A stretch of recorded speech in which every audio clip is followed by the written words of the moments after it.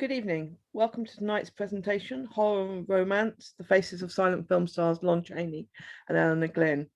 My name is Nikki. I'm presenting this from Westminster Libraries. My colleague Susie from our Archives Department is in the background, making sure everything goes okay.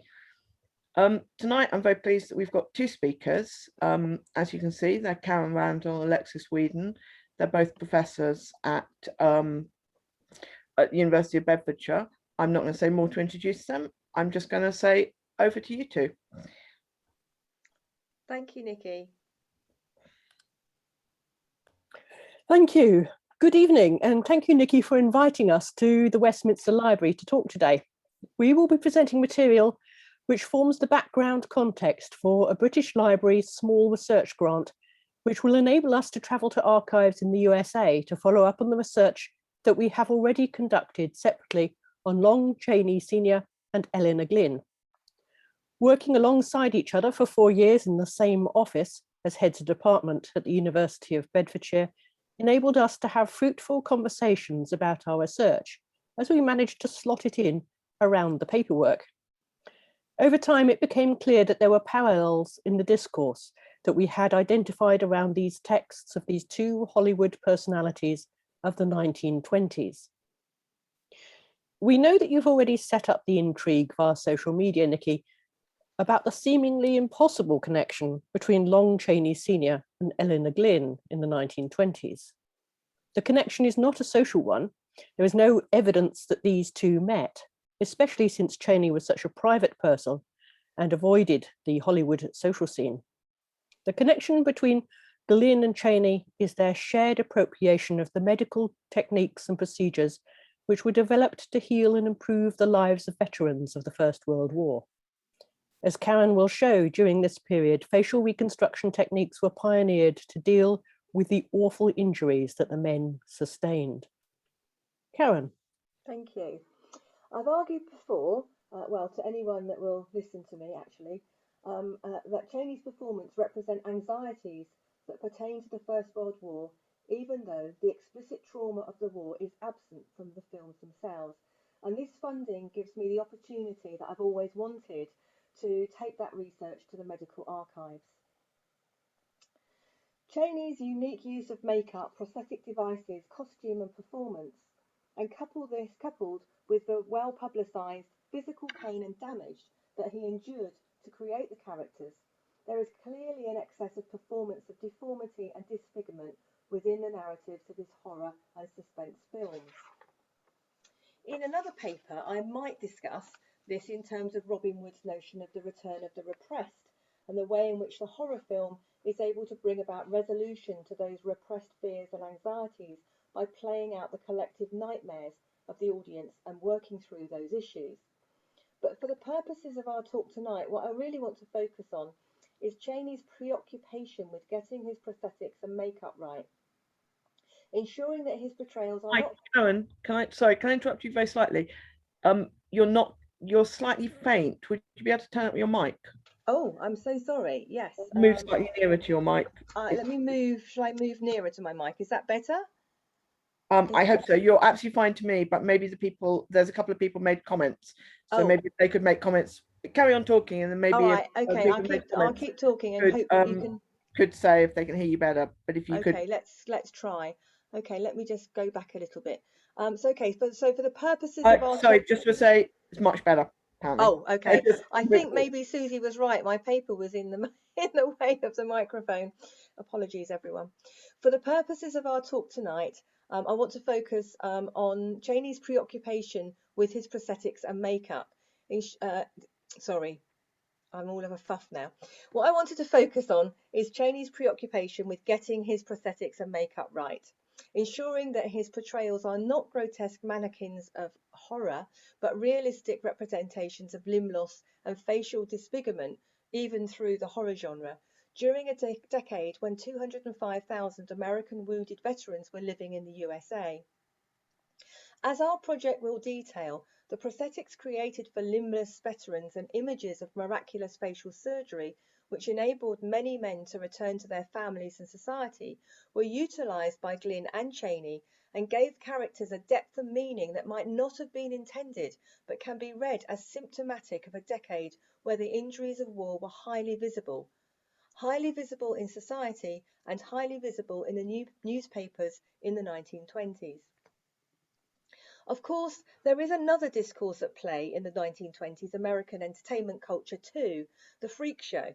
Although on its way out by the time that the talkies arrived and made famous in Todd Browning's hit of 1933, Freaks, Galen Studler has argued that Chaney's performances were welcomed by an audience who would already make a connection between deformity and entertainment. She sees Chaney as a star of the decade whose deliberately exaggerated, theatrically based effects rendered him into figures who paralleled the different modes of freak show presentation. So who was he? Who is Lon Chaney? Leonidas Chaney was born on April the 1st in 1883 in Colorado Springs to deaf-mute parents, one of 4 children, all hearing. Alexis, can I say next slide, please? Thank you. His father was a barber. When he was 9, he was taken out of school to help look after his younger brother and sister as his mother had rheumatoid arthritis. Reportedly, he used mime and dance to convey mood as well as to communicate information to his mother. His older brother John worked at one of the local theatres, and when Lon was 12, he went to work there in the props department. His father then sent him to Denver, Colorado to train as an apprentice carpet layer and wallpaper hanger, thinking that really he needed a real trade and not the theatre. He continued to work as a stagehand with his brother though, and when his brother formed a company in 1901, he asked Lon to join him. During the next 5 years, he wrote plays and started to play comedic roles as they toured. On tour in Oklahoma City, he met his first wife and had son Crichton, who you may know to be the actor Lon Chaney Jr. After a difficult marriage, he divorced and married again in 1915, took custody of his son, and lived very quietly away from the razzmatazz of the Hollywood scene, whilst working very hard on making 157 movies, until his death at 47 in 1930 from lung cancer. Chaney made a case for drawing a connection between his early life and his approach to the characters that he played. In Picture Play magazine in 1929, he tells of the significant early influence of disability in his life. He says, "A great many people are inclined to pity deaf-mutes, but I found among them some of the happiest, most contented people in the world. They are very social, because the outside world of amusement does not distract them." Rather than seeing his parents and their friends as victims, he highlights the ways in which they live full lives away from the hustle of society. This rare interview with Chaney is at odds with the way in which he has been discussed in many biographies of him, where his sympathy for the afflicted is placed as a central motivation for his characterization. In the publicity, for instance, for the biopic Man of a Thousand Faces in 1957, where James Cagney played Chaney, Universal's publicity material states, "He refused to utter a word in public until he was 8, out of sympathy with his parents, who were ridiculed by the town's youngsters." Now, so far in my 20 years of being obsessed with Chaney, I've found no evidence of this. They go on, "The young Lon tried to transfer their sorrow onto his shoulders, and he carried a brooding sympathy for the afflicted with him for the rest of his life." So the fascination for me is this mismatch between his lived experience growing up around disability and difference and the interpretation of his performances. What is apparent is the lengths that he goes to create active protagonists, not passive victims. And he goes to take on physical discomfort and bodily damage to create a star character fusion that enables him to play disabled and actually become disabled for the screen. Alexis. Thank you, Karen. And who was Elinor Glyn? Glyn was one of the most successful romantic novelists turned screenwriters of her period. She was the originator of it, the it craze, defining it as sexual attraction and charisma on screen and in print. An incredible 27 films were made from her work. She spent 9 years in Hollywood, where she claimed she taught Gloria Swanson and Rudolph Valentino, in her words, the art of making love before a camera in a way that would carry conviction and thus produce emotion in everyone who saw the film. It was a grand claim, and we may ask, what had Elinor Glyn to offer? She was an acknowledged beauty with flaming red hair and was painted by Philip de Laszlo more than once, and she knew the secrets of preserving that beauty. She had been a sensation in 1907 when she published her scandalous tale of adultery, 3 Weeks, and played the central role herself on the London stage. Daring to break conventions, she nevertheless moved in aristocratic circles and the courts of Europe, and she modelled herself on the class she wanted to be accepted by. Through strict discipline, she gained the poise, air, and behaviours she sought. This was the knowledge that she could offer when travelling from Britain to Hollywood to work with actresses, stars the age of her daughters. You can see her beauty from Laszlo's portrait of Glyn at the age of 48, which is on the right, to the 2 other portraits on the top right of her at 63, and then at the bottom left of her at 78. These are the images of an ageless woman. Her grandson and biographer Anthony Glyn said she devoted much of her time and energy and thought to preserving her beauty, unlined and unwasted by the passing of time. A battle which she came as nearly as anyone ever has to winning. She never disdained the use of artifice, employing everything from the secret treatment of Elzevir to the more commonplace face creams. In 1926, she had facial surgery, and the procedure was so painful that her arms had to be strapped to her sides for 10 days, says Anthony Glyn.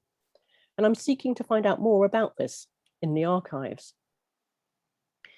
But her beauty and the advocacy of romance was so well known that brands sought her endorsement.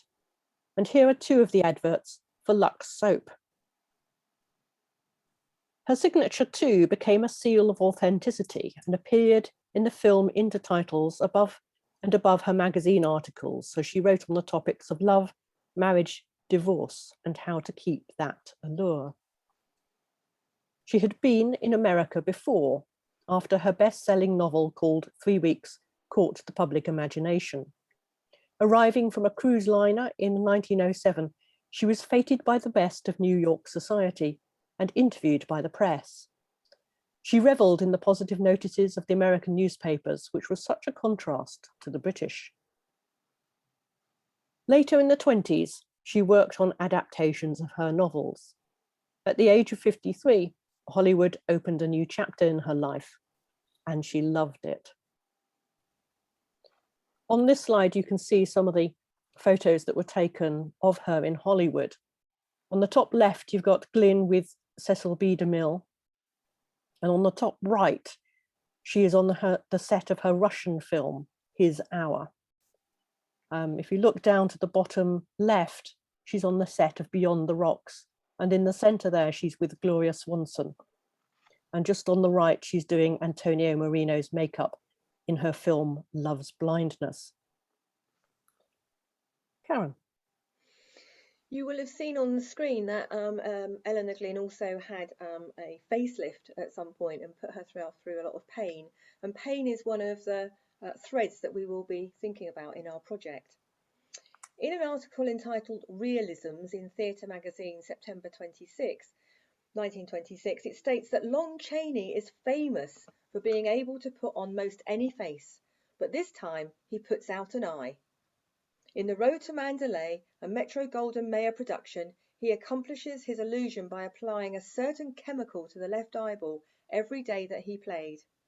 That chemical formed a film over it, giving the effect of a cataract. This stunt is both painful and harmful, and so Lon Chaney was only able to retain this for an hour at a time. Similarly, after the making of The Hunchback of Notre Dame in 1923, in an interview with Luella Parsons in the New York Morning Herald, Chaney states that the burden of carrying that extra weight, which was about 40 pounds, the burden of carrying that extra weight was almost unbearable. There were times when I felt I simply could not go on. I had my right eye covered for so many weeks that I had spasms in it and I was forced to wear glasses. Parsons notes that he tells these things quite casually, as if losing the sight in one eye or suffering untold tortures was all part of a day's work. But you know, it seems for Chaney it was. During the making of The Penalty in 1920, the leather leg harnesses that you can see him wearing here, particularly well on the left-hand side, that Chaney wore damaged his lower back for the rest of his life.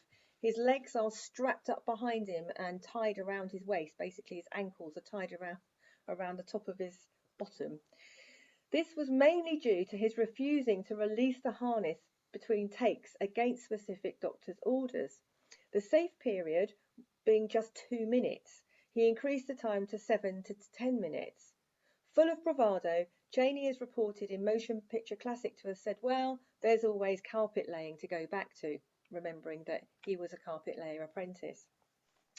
Nikki's put a link up to the film, so if any of you want to watch The Penalty, I highly recommend it. It is totally crazy, but you will see how he refuses the victim role in terms of the limbless character that he plays. Of course, I'm making links to the veterans here, which you can see in the image at the bottom, which is from the Imperial War Museum. And that's one of the links that I'm going to be looking at in America as well, in terms of those leather cups that he's wearing were actually designed for World War I veterans. Chaney continued with such pain when he made Phantom of the Opera. The wires that Chaney used to pull his nostrils up made him, quote, bleed like a pig, and they had to stop shooting to enable him to mop up the blood and reapply the white makeup. Phantom of the Opera, made in 25, is probably the most famous of all his films, and particularly in the moment of reveal, which I want to talk you through now. The moment in which Eric's disfigured face is displayed to the audience is a moment of direct stimulation and shock for the audience. Eric is at the theatre organ playing for Christina and enraptured by his own music. A point of view shot enables us to see the back of the Phantom swaying to the rhythm of his playing, as Christina does. The next shot cuts to an extreme close-up of his masked face and his smile as he is cheered by the music. As the camera pans out, we see Christina's fingers enter the frame above Eric's shoulder, and they move out again. There is a repeat of these 3 shots, and the hand moves into the frame closer each time.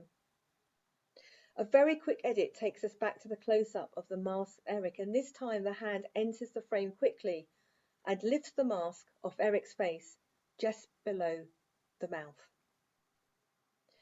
There is a swift, extreme close-up of the Phantom as he opens his mouth and silently screams into the camera lens. His skeletal face is made all the more horrific by his clearly terrified stare from the sunken eyes and the open mouth with the broken and discoloured teeth. Christina reveals the Phantom's identity and the real face of Eric, not to herself, but to the audience. It is only after the audience has gasped, and there is some evidence to suggest that they did, that Eric turns, and the next shot reveals the horrified face of Christina as she covers her eyes with her hands, an act of agency for those women in the audience who apparently couldn't bear to look. I expect there were some men too. Variety stated that the kick of the picture is the unmasking, and it creates a wallop that can't miss its objective. The makeup and horrific and horrified stare of the Phantom is a gratuitous device, though, which Chaney communicates with the audience. It is the performance of disfigurement that connotes his star status. The Phantom's scream at his unmasking is not at Christina, remember, but at the audience. Chaney's direct address directly solicits the spectator attention and does, as Gunning suggests, incite visual curiosity and supplies pleasure through an exciting spectacle, a unique event. The Phantom's mutilated face, and there's going to be some images now which some of you might find a bit discomforting.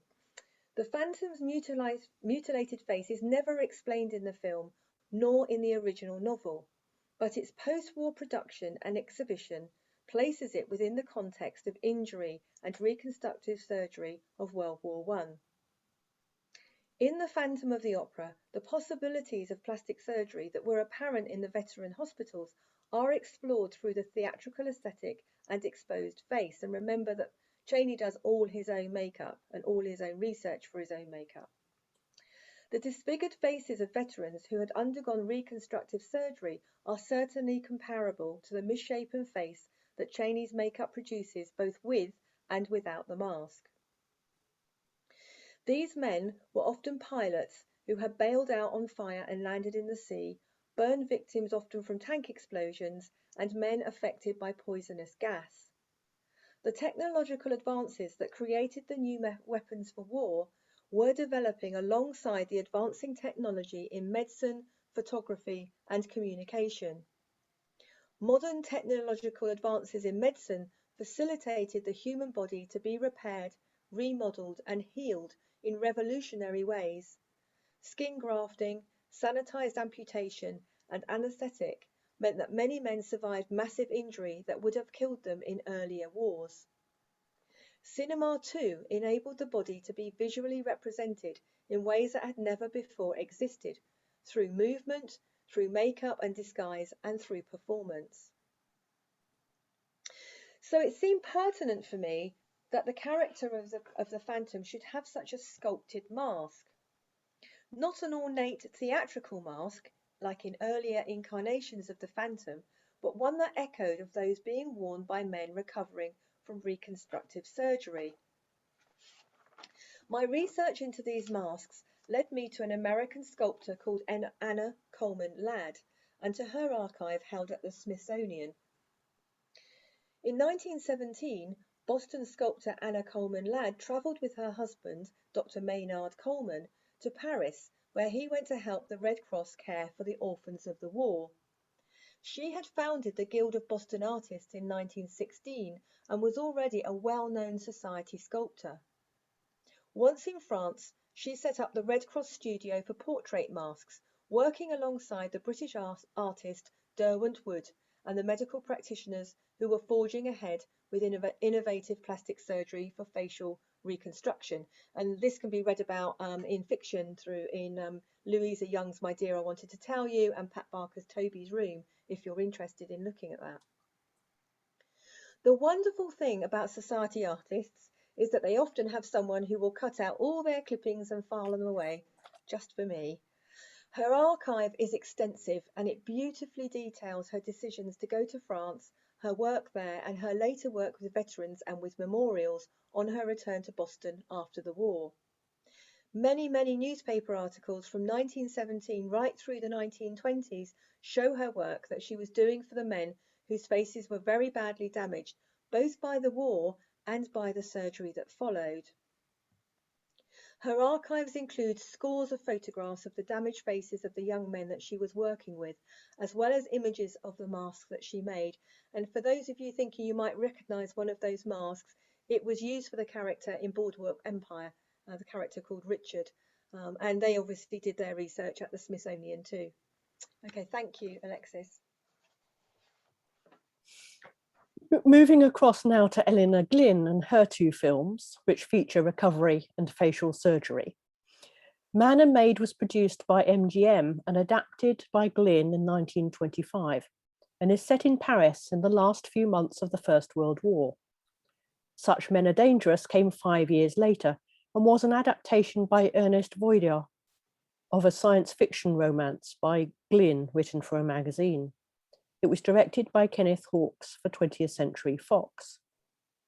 The two films were released one before and one after Glyn's own surgery, and shows her thoughts about beauty and ugliness and the link with desire and allure. Glyn's films focus on romance rather than horror and deal with the psychological trauma of not having or losing the ability to attract the opposite sex. And in both films, it is the man who suffers the deficit. Glyn strongly believed that a man or woman could, by self-discipline, observation, and practice of imitating role models, plus strict adherence to exercises, alter both their exterior look and their interior sense of self. Today, the closest thing might be engaging a personal trainer combined with adopting a spiritual or mental health regime. In her fiction, this leads to the desired outcome, winning the beloved, marrying the otherwise unattainable boss, or climbing the ranks in business and society. Glyn had financial successes with 3 Weeks and His Hour, both romances of aristocracy in timeless settings in lavish, exotic locations, with spectacles of drunken orgies, armed uprisings, gypsy bands, and tame tigers. His next film, Man and Maid, was set in Paris from May to September 1918, and it was a story of her time. Glyn had been in Paris to see the Treaty of Versailles signed. She was one of 2 women there who was actually there at that particular moment. And from Paris, she had written pieces for the American magazines about US troops in Europe. She visited the hospitals and the wounded. She saw the abandoned trenches and wrote reports from behind the front line. Journalism for a market who needed to remain committed to the war and protected from its horrors. In 1919, she wrote the novel in a flat she had redecorated in Paris. It was her story of a veteran recovering from injury. The film is lost, but some stills survive in a photoplay edition of her novel, and others do as publicity stills. In her manuscript, the book was called The Journal of Nicholas Thormond, and the novel is written in the first person, like a recovery diary, many of which were written after the war as recommended therapy. The Wellcome Trust has some journals written by maimed soldiers in its archives, and they were to address the mental as well as the physical damage and aim to help the progress of healing. And I want to go and have a look at some of those, both here in the Wellcome Trust and in America as well. Through the eyes of the wounded but rich Nicholas Thormond, we see the feverish decadence of Paris in the final few months of the war. He is confined to the chair, maimed and disfigured. He has lost his lower leg and waits a prosthetic fitting, and his inner dialogue offers a bitter commentary on those who come to visit and represent the life he once participated in. In the novel, Nicholas has lost an eye and half his face is ruined. He believes he will never be the object of love for any woman, and all he can expect is compassion and pity. So at the centre of the tale are the 2 portraits of 2 proud characters, the fractious convalescent and his bristly secretary, surrounded by a host of superficial well-wishers, from his butler to his former lover. The book was published too close to the end of the war for some critics. Keble Howard of The Sketch ridiculed Glyn's depiction of the inner voice of the man and found the treatment of war tasted bitter, like taking powder in jam.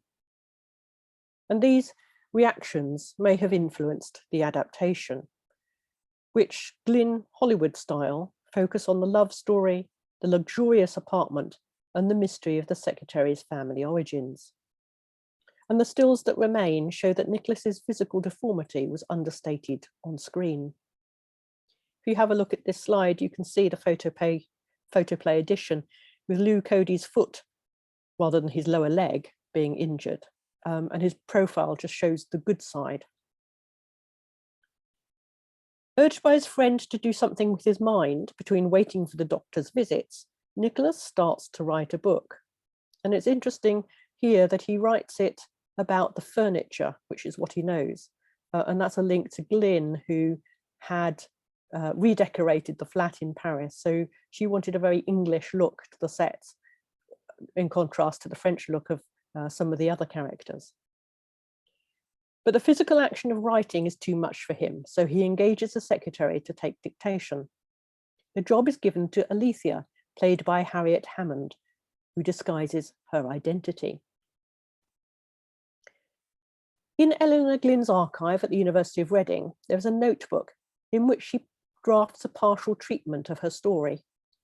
It shows a shift of focus from Nicholas's embittered ennui in the book to his interest in the young girl of provocative mystery who has piqued his curiosity in the film. Glyn tantalizes the viewers too, as she writes of Harriet Hammond's first appearance. This is only a long shot so that Alethea's outline alone is grasped by the audience. They never see her actual face. And later, as she puts on her disguise, the shot is so arranged that her face, even in long shot, only shows the profile. When all is ready, she takes out a pair of horn-rimmed spectacles with slightly darkened lenses, yellowish, and puts them on, and then turns and looks at the glass. And as she does so, her mother comes into the room and makes a slight gesture showing she was almost horrified at the change in her lovely daughter. Glasses are significant for Glyn, as these hide the girl's feelings and her allure. In Glyn's novels, love is found in the eyes, and those who have it convey it in their glance. In the publicity photos, the seated invalid strains for love with Suzette, that's the one on the left. But when he has his prosthetic leg or healed ankle and he can stand, he's able to kiss Alethea. And he does this as the armistice sounds. And that is the true end of his convalescence. The publicity emphasized Glyn's role in making the film. And Glyn talked to the press of the luxurious sets and furniture. So it's possibly no surprise that the publicity photo of Glyn has her beside the bed. Man and Maid made a profit, but not as great as her previous two films. It was enough for the studios to continue to invest in Glyn's stories, though. Moving on to the second film, Such Men Are Dangerous, was made 5 years later in both silent and movie versions. A note that was picked up by the advertisers who said, "Now you can hear it." There was a copy of the talkie on YouTube, and that is in the information that Nikki will share. But a better restored version of the silent was made by the Eye Film Museum in the Netherlands. And this is the one I've chosen to have stills from to illustrate the film. The story was written for Hearst's Cosmopolitan magazine. Glyn invents for her hero a parachute the size of a dozen business letters and a small twin-person submarine which can be hidden on board a cargo ship. Her science fiction extends to the astounding effects of plastic surgery on the body. The hero, Ludwig Krantz, played throughout by Warner Baxter, is a rich financier of 45 years.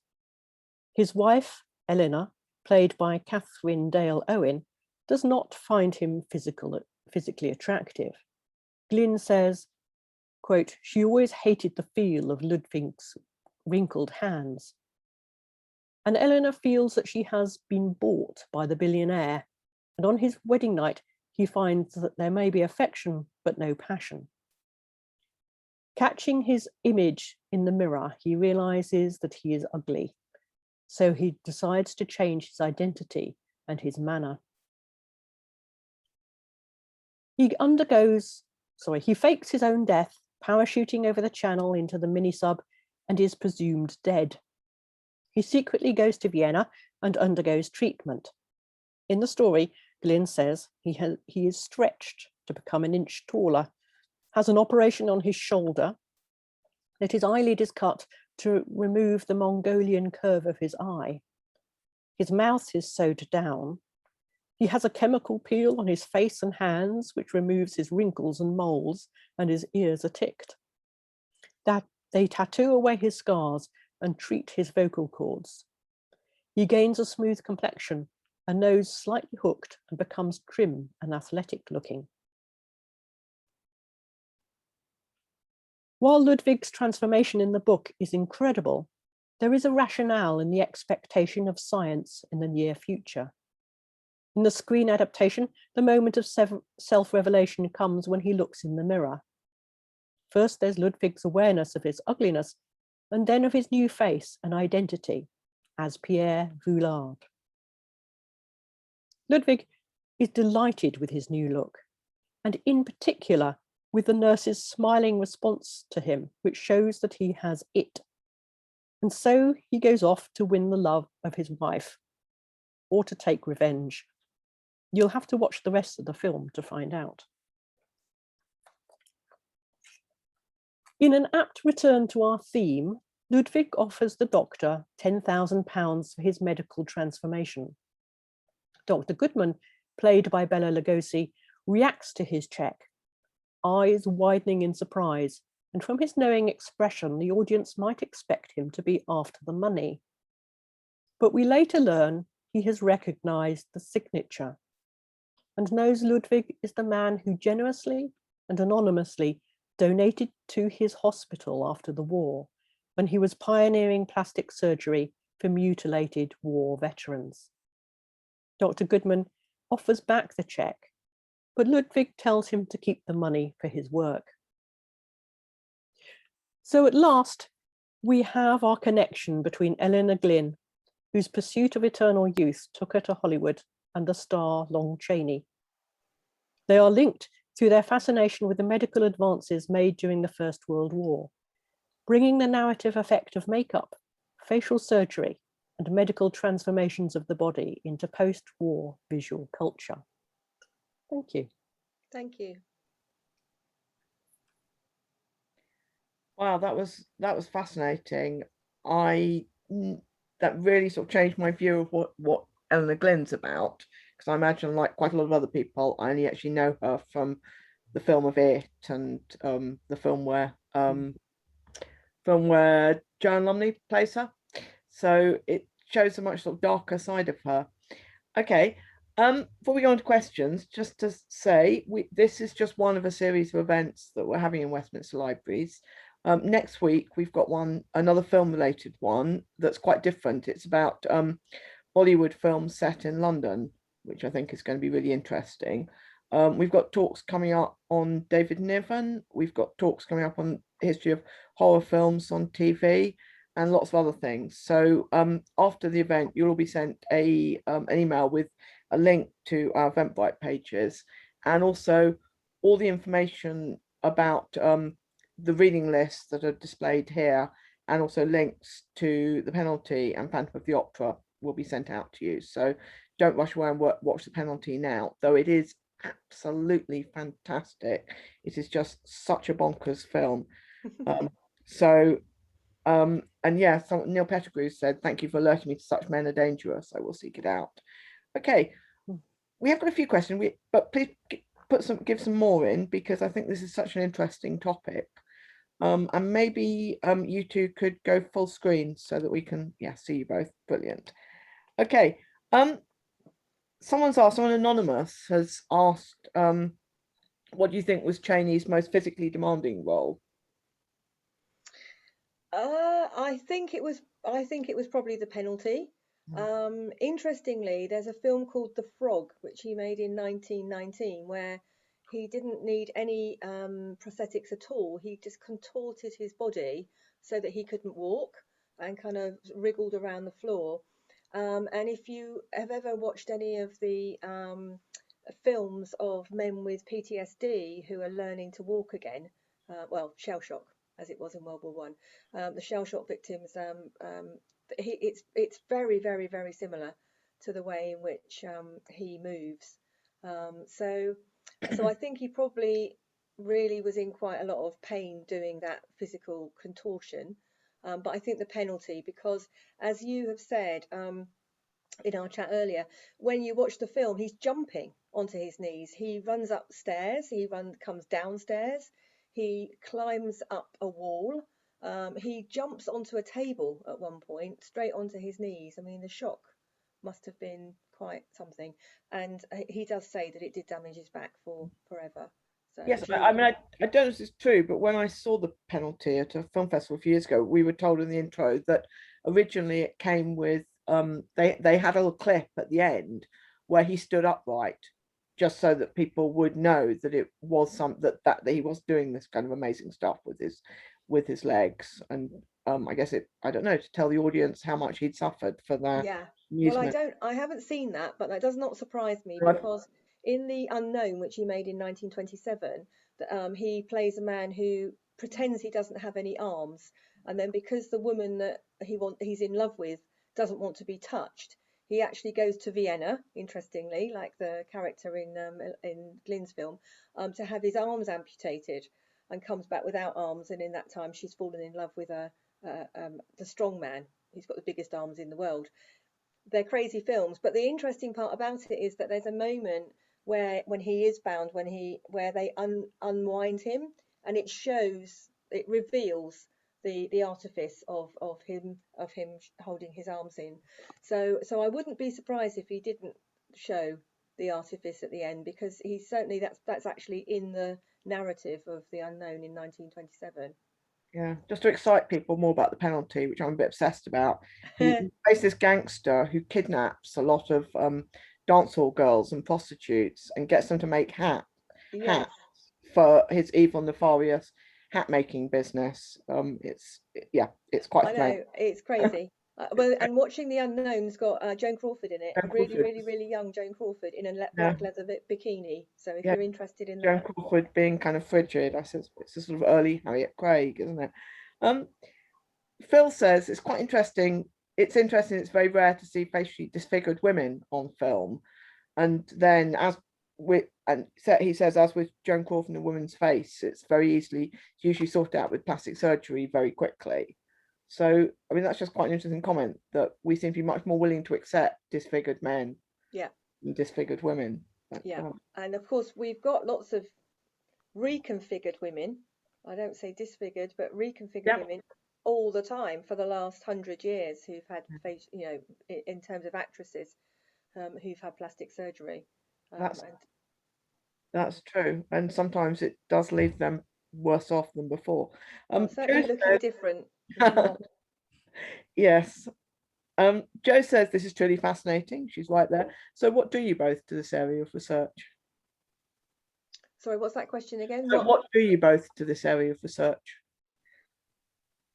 So what particularly drew you to training? Oh, what drew us to it? Oh, okay. Alexis, do you want to go first on that? Well, I did do a AHRC grant, which was actually looking at cross-media cooperation between British novelists and film. And I sort of wanted to have a look at unknown authors and how they contributed and wrote for the film. So I just sort of went to the internet movie database and just found some British authors and started researching them right from the very beginning. It just so happened that Elinor Glyn, the archive of her personally, had been given to the University of Reading. And this was a particularly rich archive for me, in that it had come from the person rather than being sifted or anything else. So it contained quite a lot of different materials. And again, there is quite a lot of it, and I hadn't realized that she had done film treatments, and she didn't just do film treatments for her own work, she did it for other people's works as well. So it's how far these novelists go, I think, was one of the intriguing things for me. But really working together, I think, really started when Karen moved in with some boxes into the office, slightly astonished by the fact that she was going to have to share an office as a head of department. We had a great, well, obviously she put books on her shelf and her thesis, and I began to sort of nosy them, as I'm sure she nosied mine, but we did it discreetly, and started to talk about, well, what is that about? What's happening? And the particular conversation I recall was actually in the cafe, presumably because we couldn't meet in the office, where I told her about Elinor Glyn, and she was just about to go off to meet a colleague, Bedfordshire, down in Roehampton, and go off and talk about women and aging. And I just thought Elinor Glyn was quite a good person to talk about in that respect, because she just fought aging so much. So that's how we started, and I think Yes. So I've never written about romance or women in my writing. It's always been trauma. So I started with war trauma. My PhD was about representations of war trauma after World War One and Vietnam in American movies. So that I've always had that thread through, and so it was quite refreshing to suddenly start. So I went off on a complete tangent. So I borrowed Elinor Glyn from Alexis and started talking about aging, and then and then the rest of it's grown through our conversations, and that's how it's worked out. And then we really realised that there was a massive connection around the 1920s. So we started to think about we should do a project about the 1920s. That was the beginning of our project conversation, and then it got kind of distilled into where we are now, which is about technologies of medical intervention and film, and these two particular catalysts for that, I suppose. I hope that answers the question. Well, and one of those things that makes doing these live things very exciting, Deborah German has just posted. So thank you for a fantastic talk. As educators, I'm wondering how you've incorporated the material or these figures into your teaching and how your students have responded to them. Okay, do you want me to go first with that, Alexis? Go on then. Yes. So I haven't been teaching for a while, but when I was teaching, so I ran a module called Visualizing War, in which I put horror movies into that. So they watched Night of the Living Dead, where I'd written about zombies as missing in action Vietnam soldiers, and they had to watch Phantom of the Opera, where I talked about my very sort of little idea at that point, which was, I'm looking at this and thinking, this reminds me of the other work that I've been doing. Do you think that I've got something here? And in fact, that's how I wrote the article on Night of the Living Dead as well. I showed it to my students in Southampton. Deborah German might remember that one, but I showed it on a contemporary cinema module before I'd even written the Visualizing War module, and said, what do you think of this as a war movie rather than a horror movie, and got the students to sort of think about it and talk about it and go away and research 1968 and say, oh yeah, no, I can see what you mean now. And that was before we were looking at all the zombie series that we've had subsequently, where it's much more obvious perhaps to students now than it would have been in the 90s and early 2000s. So I've definitely been talking about horror genre and war genre as crossovers for quite a long time with students, and a lot of students have done their undergraduate dissertations on those films. What about you, Alexis? Well, I mean, obviously I come from a literary background, although I've been in a media department all my working life, really. One of the things I do try and do is to get the students to think of the writer or the creator, because in the whole, because there's an awful lot that is missing if you just focus on the narrative of their novels. You forget about the economic drivers that they have, either to write a novel or to adapt a novel, the skills that are needed, the technologies that they need. I think nobody now starts writing a story without the notion that it might well move across media. So it's quite that I use quite a lot, and I do trace it back to that particular period where we've got that early history of people working across the media, and that level of excitement, I think, of this is a new medium. Okay, film was a bit old then, but radio was a new medium, but it's new to me, or talkies are new to me. Do I need to learn how to do dialogue? I'm a playwright. Can I get involved? So there are a lot of practices that were developed then that we can sort of see are actually very useful when looking at storytelling today.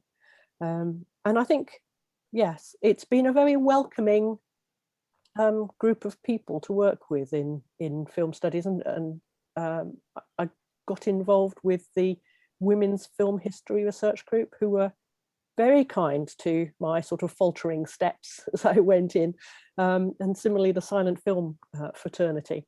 I think if in your discipline you welcome outsiders coming in, I think that's very helpful, and that's a very good message to pass on to students as well.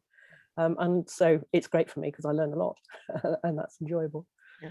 I imagine, I mean, I've not actually read any Elinor Glyn, like I imagine quite a lot of us. Do you think she's someone who could be revived? What would you recommend? Is there a particular Elinor Glyn novel you'd recommend? I mean, do you think she's, Persephone Press might discover her? Well, she was revived in the 70s, I think, by Barbara Cartland, and there was a Barbara Cartland series of I think I Elinor remember Glyn that. novels. For 3 So weeks. Yeah. they are there. Do you know, I think her films are better. Am I allowed to say that? She's not exactly a page turner, although I did read 6 Days, and I do think 6 Days is quite a small. I do think 6 Days is pretty good, actually. So if you want to read an Elinor Glyn, that's the one I'd suggest. So is that a speeded up version of 3 weeks? Yeah, it's yeah, and of course it's about post World War I, so I love it. They go visiting the trenches and stuff, but it's set on a Atlantic crossing as well, so it's quite glamorous. Yeah, I imagine that there's probably a few on Project Gutenberg or something similar.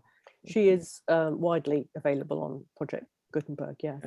She must be. And A Romantic Adventure is her memoir, which tells that there's a chapter in there which is about her time in Hollywood, as well as a chapter about her time in Russia, which was the basis for his hour, that sort of 60-minute film.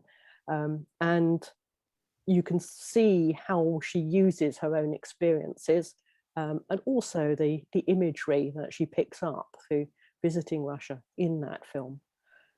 So that's a good one to read if you're interested in the biographies and the people that she believed that she changed and influenced, which was not just Gloria Swanson and Rudolph Valentino. She has a list of others, Eileen Pringle,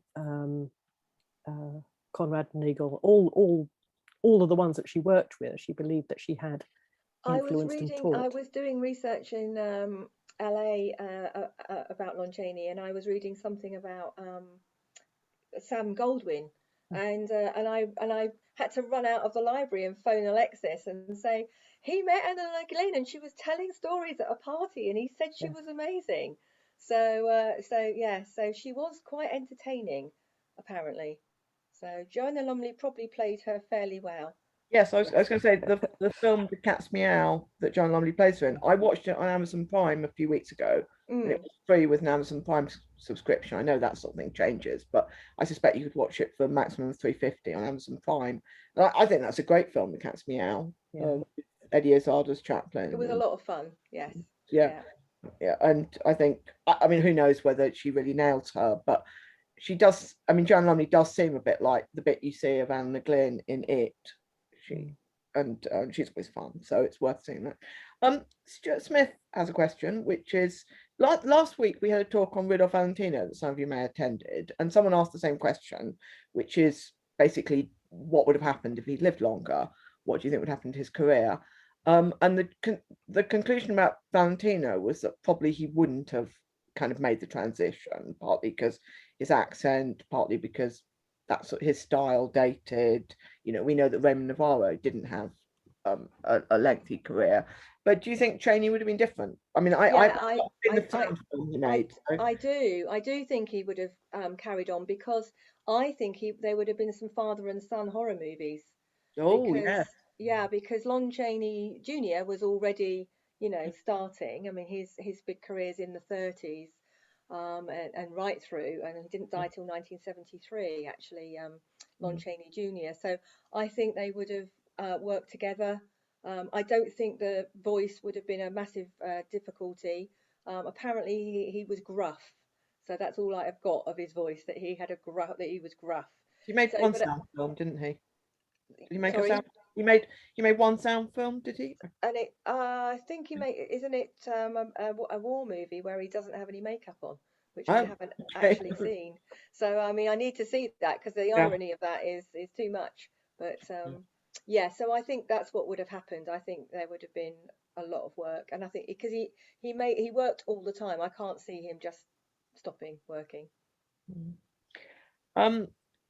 Harris Jones says, fascinating talk. How do you think Chaney's relationship with Todd Browning affected his view of disability, especially since Browning is said to have worked in the freak show industry? Well, I think other people know about that better than I do, who've done a lot of work on freaks and Todd Browning. So I mean, I think it was an obvious pairing of those two to work together. But it seems to me that Lon Chaney was already there before Todd Browning and he worked together. So he was already experimenting hugely with. So I think probably they were of like minds in a way. I mean, it depends what you think about freaks, whether it's exploitative or whether it's sympathetic and showing the exploitation of of difference. So I guess both, yeah. really, isn't it? Mm. It's both. David Hilton has some questions about makeup. Do we know if Chaney developed any makeup that's safer to use than some of the toxic substances that they were using when he first started out? Because they were like still using were they still using arsenic? Yeah, they were using all sort. I mean, he died of lung cancer, which is from smoking, but goodness knows what else he absorbed, like through his face and from all the the white makeup that he was using for Phantom and other characters that he played as well. So there again, there's a that's not my thing, but there is some research on his makeup and the makeup box and what he used. So Universal have got some information on that. So I am hoping to go to Universal. We are planning to go to LA as one of our trips. Oh, so okay. I know. Yes, David Hilton, you'll get sent. You'll see the Q&A afterwards. He just points out some of the makeup artists have often done quite a lot of research into the past makeup. They have, and it's not where I've gone with it. So No, yeah. But that would be useful, like Chris Tucker and things. Okay, well, that's kind of wrapping it up because unless anyone's got any last minute questions, that was truly fascinating. I think we've all kind of learned a lot, and there's, as I say, the reading list sent out is quite comprehensive. Obviously, there'll be a test afterwards. Last minute questions coming. Oh, see, I knew I'd say that, and there'll be a last minute question. Oh yes, Daryl Davis says his final film was a sound remake of the silent classic, The Unholy Three.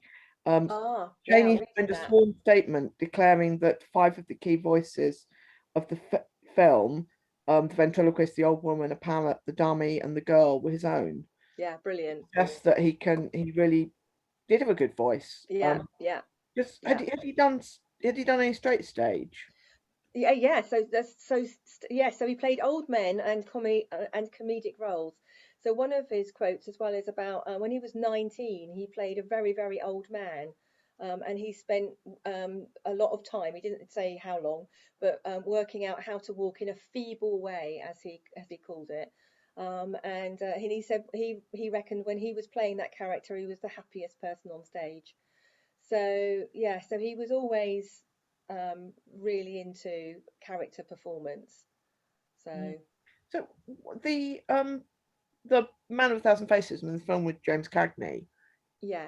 Does that have any accuracy at all? I mean, I vaguely remember the thing of them, of the deaf and dumb parents, and the slightly sort of sentimental bit that he can only pray by using sign language. I mean, the early bit's really fast, and then really the film's much more interested in his relationships to his wives, and the drama around his first wife, and who knows? It's a biopic, so. I mean, there is a lot of biographies of Lon Chaney that he didn't talk about himself very much.